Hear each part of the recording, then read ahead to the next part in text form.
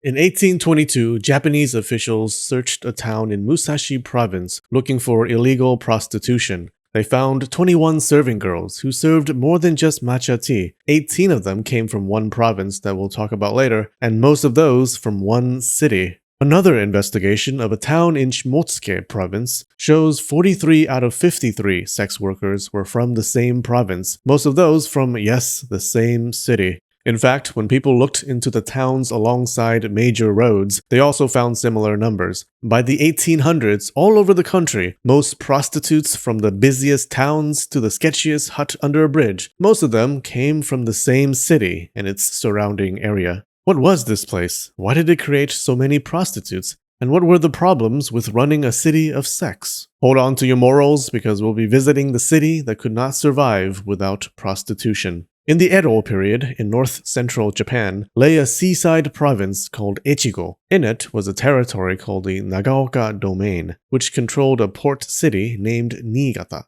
We'll be talking about these three places at different points, so it's best to remember them. Here, I'll help you. They say acronyms help you remember things, so we'll call them N. Echigo is the largest territory, Nagaoka domain is inside of that, and Niigata is a city inside of that. You know how different places can be famous for exporting different things? Like Mexican avocados, Canadian maple syrup, and Florida man stories? Echigo province's famous product was Ladies of Pleasure. Mostly thanks to Niigata, a city that pumped out prostitutes faster than their customers pumped out bodily juices. So, what made the province such a ripe environment for sex workers? Well, the Japanese were not fans of tans. They went crazy over light skin color. That was why courtesans wore white face makeup. People said the skin of Echigo women were pale and luminous like snow. My love, I knew you were the one when I lost you against the white wall. But other regions had light-skinned women too. What made Echigo special? One day, my friend asked me for some money, and I said to him, Echigo,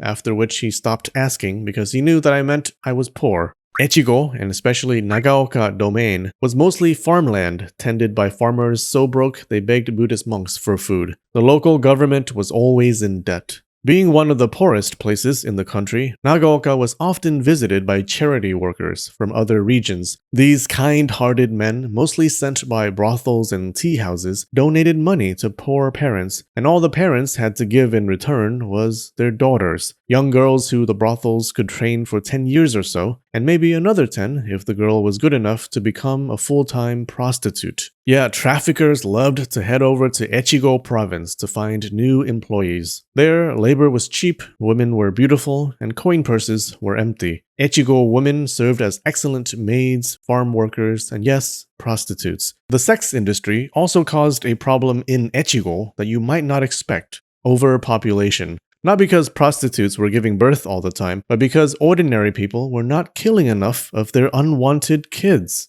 In many other parts of the country, when families gave birth to bebés they were too poor to take care of, they straight up just killed the newborn. But parents in Echigo province were less likely to do this, even if they were starving. Some said it was because people there followed the true Pure Land sect of Buddhism, which really didn't like you killing people. But the truth was darker. So dark it was almost pulled over by the police. The people of Echigo didn't hold some strict moral stance against taking a life most of the time. It was mainly because an extra child was more useful sold than dead. Do you love me, Daddy? Of course, honey. You are the most valuable thing to me. At least, I hope so. Yeah, having an extra mouth to feed would have meant starvation for many commoners, but instead of throwing the baby out with the blood water, the people of Echigo decided to sell their extra children instead. So, even in the middle of the overpopulation crisis, Nagaoka domain kept losing women labor to richer parts of the country. Brothel scouts descended on the region to take advantage of gullible peasants.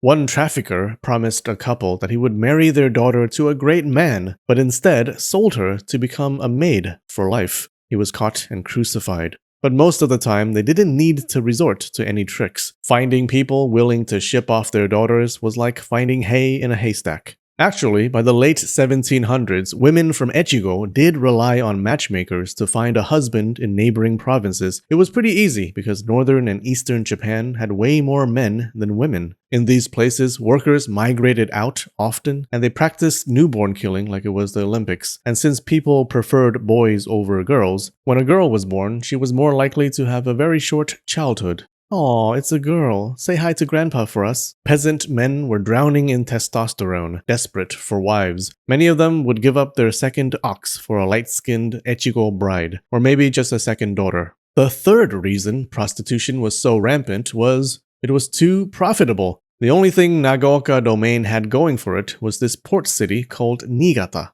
Niigata was a Gucci bag in a dollar store, the most prosperous place in Echigo province. Fishermen and sailors up and down the coast stopped at this port for trade, coming with full smiles and leaving with empty wallets. Business, travel, and sex always go together, so a sex market blossomed in Niigata. It was a city that couldn't keep it in its kimono. Whether you were rich or poor or super bored, Niigata had something for you. The center of town had impressive, fancy pleasure houses. The outskirts of town was decorated with cheap brothels and tea houses. By the river were women called river sellers or gourd sellers, who were there to not sell gourds. And all across the city were around 30,000 independent prostitutes called goke. Even the women who left to work in faraway regions often came back after being let go or after their contracts ended. They continued their services in Niigata. This plethora of pleasure providers catered to all tastes and wallet sizes. Niigata authorities did warn their residents to be careful of outsiders coming to buy their daughters, but did nothing about it.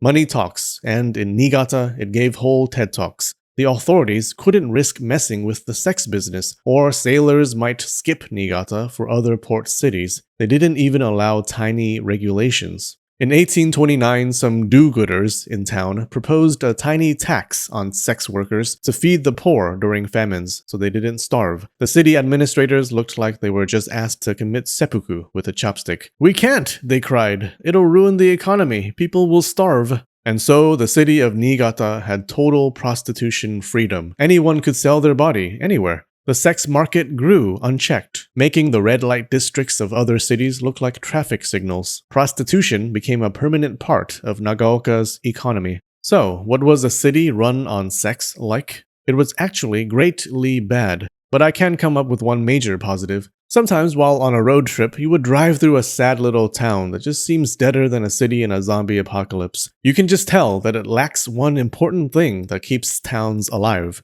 economic opportunity. But Niigata was very much alive and kickin' and f***ing. Poor people had a path to get out of extreme poverty. A dirty path, but it was still opportunity if you were willing to take it. In tough times, people often saw it as a father's duty to save the family by selling a few kids into long-term employment contracts, and it was the children's duty to accept this fate. These were often prostitution contracts because sex paid more than flippin' burgers at mukshoguns. Adult women had options too. They could find a husband in a richer province, or they could go into the horizontal business themselves, either by working in a brothel or working independently. Any woman could engage in sex work in her free time if she wanted to, or even if she didn't want to. This led to the rise of a type of prostitute called goke. It just means widow. These were not daughters helping out their poor families. They were older women who worked for themselves because the pay was good. Many of them used to be brothel workers whose contracts ended. Money was tight. To avoid having to eat rocks for dinner, these women had to choose between a rock and a hard place. They didn't dress all fancy like brothel courtesans. They were just regular women who welcomed customers into their bedrooms in their free time. It's like creating a pizza from scratch. When you have nothing, you gotta find a way to make some dough. Pretty soon, the word goke became slang for single women prostitutes. The word came from the fact that fishing was dangerous. Many fishermen got lost at sea, leaving behind their widows, who had to survive any way they could. One downside of a prostitution city was public disorder. To keep order, large cities like Edo kept their pleasure districts separate from everything else. They didn't want prostitutes walking all over town, tempting good men. But in Niigata, prostitutes could live anywhere and see clients everywhere. By the early 1800s, the sex trade snaked through all corners of the city. Even if they wanted to, the authorities could no longer limit prostitution to one separate part of town. Sex work was like sneezes in a pepper factory. It was uncontrollable. People complained that prostitutes were moving into neighborhoods that didn't want them, causing conflict and messing with the peace. The public was outraged that sometimes prostitutes paraded down the street dressed flamboyantly trashy,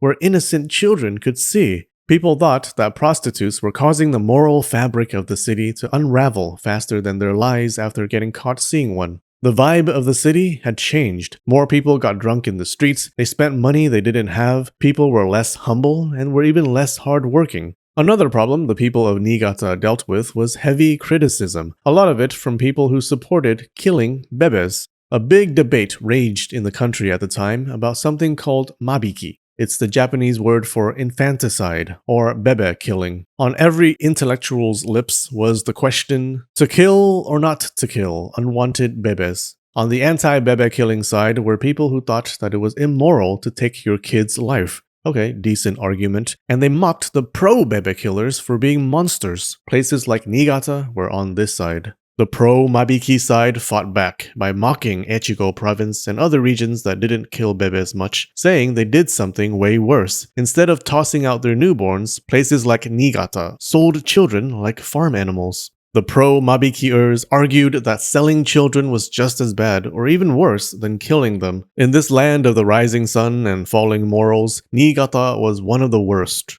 They said, people raise children like dogs and cats. And to raise prostitutes and thereby support one's own livelihood is as inhuman as eating one's own children. They pointed accusing chopsticks at Nagaoka officials for providing an economy so bad that their people had to resort to selling their bodies, and for not really teaching the people to be moral. Nagaoka officials hated these annoying insults, but could do nothing to stop the runaway prostitution in their region. They were too scared to make any laws restricting the flesh market, fearing that it might wreck the economy and make everyone even worse off. So, the people were at the mercy of supply and demand. The region supplied the girls from poor families, and thirsty customers demanded pale-skinned women. Niigata became a center of sex, and a big hard source of sex workers to the rest of the country. It was the Walmart of women, the Costco of courtesans, the Hooters of... As Niigata's sexual reputation increased, the authorities became increasingly unhappy. People outside of the region called the women of Nagaoka domain products.